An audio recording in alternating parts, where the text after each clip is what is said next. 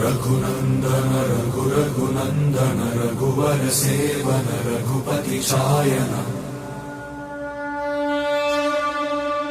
शतयोजन शतयोजन शरधि नियोजन शर परिलंघन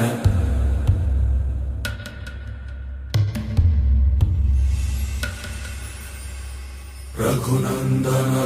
रघुनंदन रघुवर सेवन रघुपति चायन शतयोजन शतयोजन शरधि नियोजन शर परिलंघन हरिभाजन हरिभाजन हरिमद भाजन दशमुख कंपन